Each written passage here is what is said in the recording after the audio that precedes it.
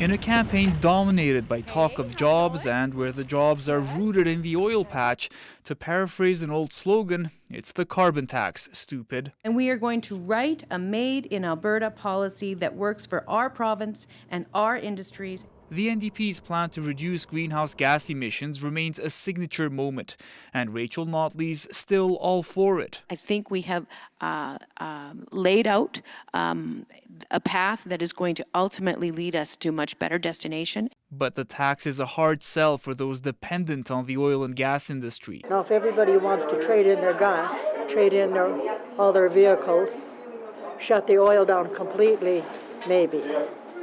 But it's not going to happen. How could you be embarrassed about Alberta? Jason Kenney hears that and says his first move will be to repeal the carbon tax. It's led to the jobs crisis, to the flight of tens of billions of dollars of capital. That doesn't convince everyone. There's no evidence whatsoever that a carbon price ever put in place has actually damaged the economy and cut jobs in the way that we often hear its opponents claim. He says long-term policies are the key, which brings us to the question of pipelines. Both parties support them, and even voters for whom environmental concerns are top of mind know why. I completely understand what the expectations are for a party to win in Alberta, but yeah, it's definitely disappointing to be put in that position. Still, the NDP and UCP do differ. Kenney wants to get the oil moving east through a resurrected Energy East project, a difficult sell in Quebec which would need to agree. Notley's sole focus has been the Trans Mountain pipeline, bought for billions by Ottawa, still in limbo after a court order. For both parties, oil to market is the key, and so a third question. What are the impacts on the rest of Canada? Jason Kenney's made no secret. If he wins, he will go to war with Ottawa over federal bills that would ban oil tanker traffic and reshape how pipelines are approved and authorized.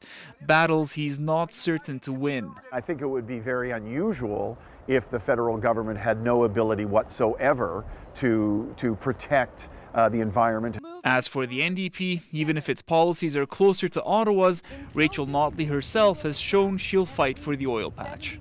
When Canadians head to the polls this fall, how Albertans vote won't be the deciding factor. But whoever they elect next week will help set the stage for that national conversation. Rafi Bujikanian, CBC News, Edmonton. So polls have consistently shown Jason Kenney has a very good chance of becoming Alberta's next premier ever since the campaign kicked off 25 days ago. And according to CBC's latest poll tracker model, the United Conservative Party enjoys a healthy lead that would, at this stage, produce a comfortable majority.